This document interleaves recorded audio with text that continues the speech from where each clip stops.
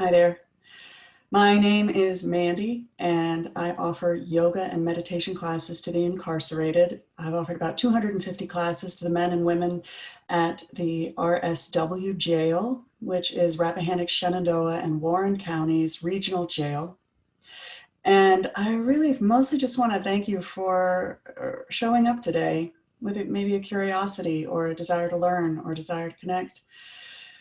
Most people are not that interested in looking at this subject. It's hard to look at, and it's a little bit out of sight, out of mind in the jails. So thank you for that. And also I want to express what an honor it is to be given this time to talk a little bit about something so near and dear to my heart.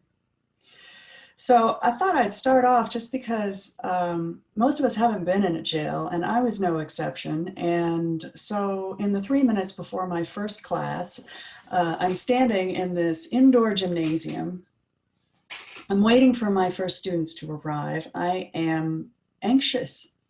And, you know, being an anxious yoga instructor is not the most inspiring thing in the world. So I knew I had to calm myself down, but I didn't know if I was going to be safe. I didn't know if they were going to make fun of me or if they were going to laugh at me. And I pictured myself just running out the door, and the last they'd see of me was the back of my head and me just saying, I can't do this, you know. And then the door buzzed and it opened, and my 10 students walked in, 10 women in orange and white stripes. And they looked me in the eye, and I looked them in the eye, and I could see that they were nervous and excited. And I could also see that I was safe and that they're just people.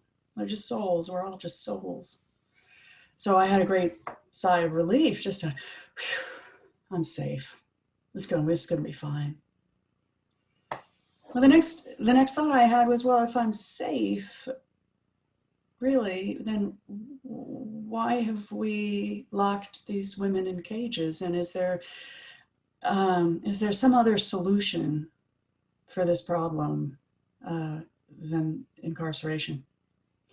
So I want to talk about kinship, because kinship is central to the Prison Yoga Project, who trained me and with whom I serve.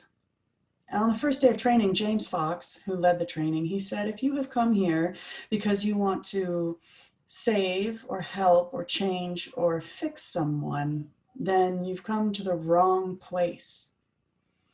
The minute that we place ourselves above somebody else, and then we want to reach down and help them or save them or fix them, we actually have put ourselves in the position of not being able to be effective at all.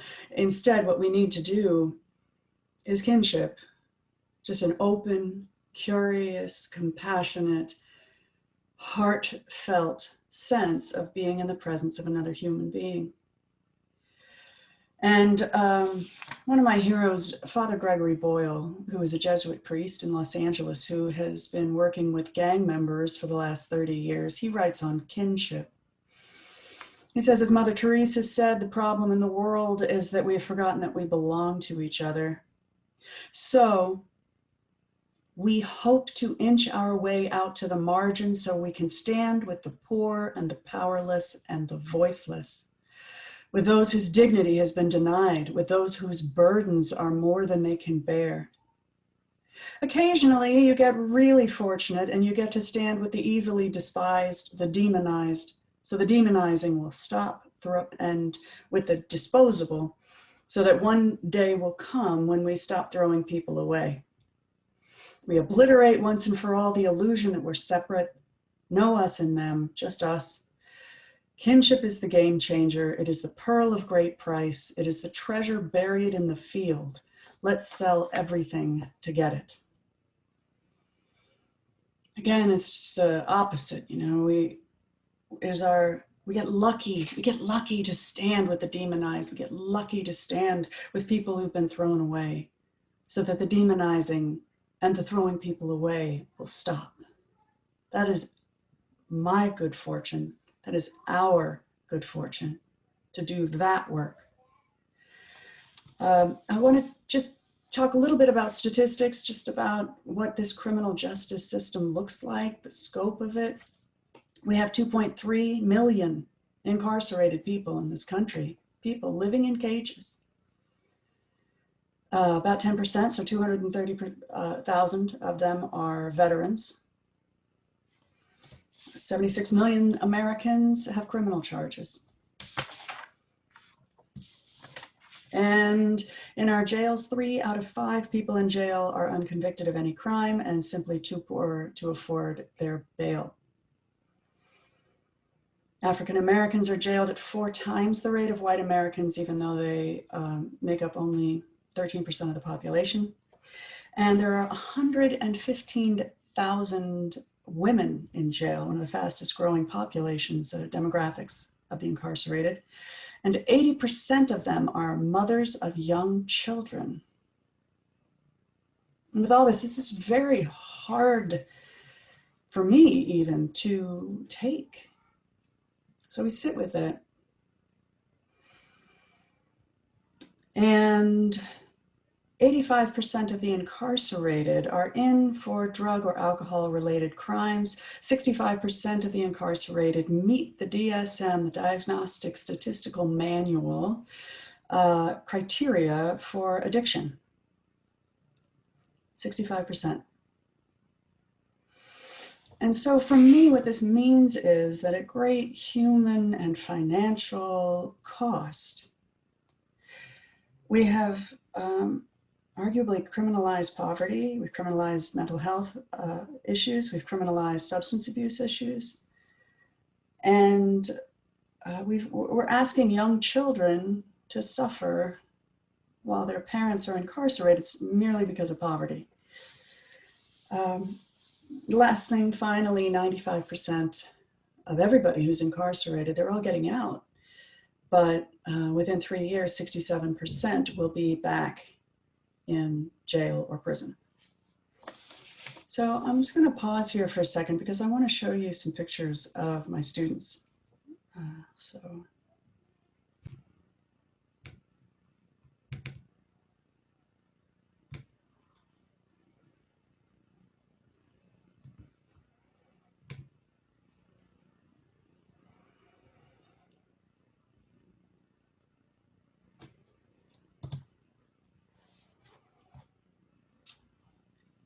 And the point of yoga, flexibility, strength, and balance, they all matter, but the real point is to feel whole, to have a sense of our real self, this thing that transcends our racing minds, transcends our diagnoses, our labels.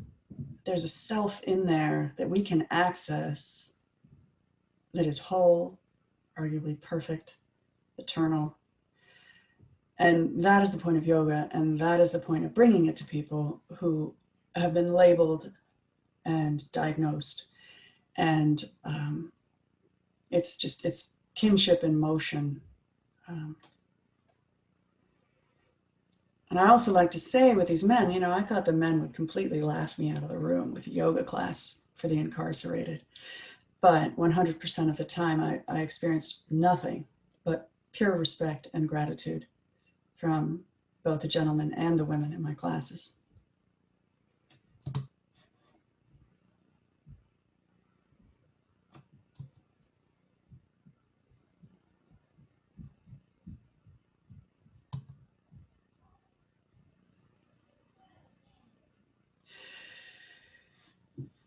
Now, this is not to say that these men and women didn't make mistakes. They did. In fact, I never heard a story of someone saying, I didn't do it.